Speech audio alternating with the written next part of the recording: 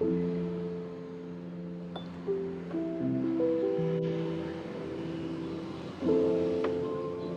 kopi rempah lebih istimewa. Cobain, enak nggak? Enak. Spesial buat Tati. Ini resepnya beda nih, buat sendiri kopinya kayak di kafe tadi ya. Oh ya Bi, ngomong-ngomong Bi, sekarang lagi rame kan tentang 3 periode. Gimana tuh? Lagi rame loh, Ya, belum selesai-selesai. itu panjang pembahasannya. Itu mau dilihat dari sisi apa? Dari sisi politik, dari sisi ekonomi, dari sisi sosial, dari sisi psikologi. Mau lihat dari mana? Kalau dari sisi politik udah pada dibahas tuh. Dari sisi psikologi aja deh. Ya.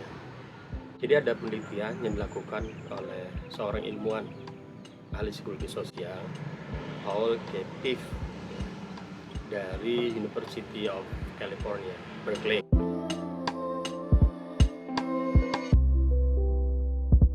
Dari penelitian dia menjelaskan terkait watak ya psikologi ketika orang itu punya kuasa, ketika orang itu kaya raya, ketika orang itu menjadi elit. Penelitian itu Bisa disambungkan dengan banyak fenomena sebenarnya, tidak hanya 3 periode.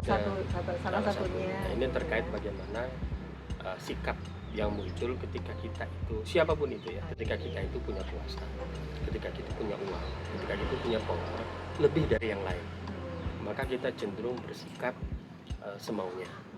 Kita cenderung merasa berhak dibandingkan yang lain.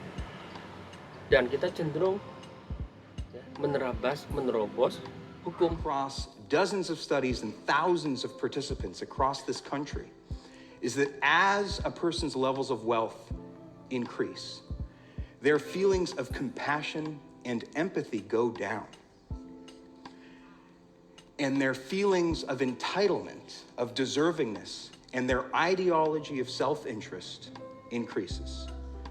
In surveys, we found that it's actually wealthier individuals who are more likely to moralize greed being good, and that the pursuit of self-interest is favorable and moral. And if it's the case, as we've been finding, that the wealthier you are, the more entitled you feel to that wealth, and the more likely you are to prioritize your own interests above the interests of other people, and be willing to do things to serve that self-interest. Nah, jadi jelaskan secara psikologis, kita perlu waspada, termasuk pada diri kita sendiri.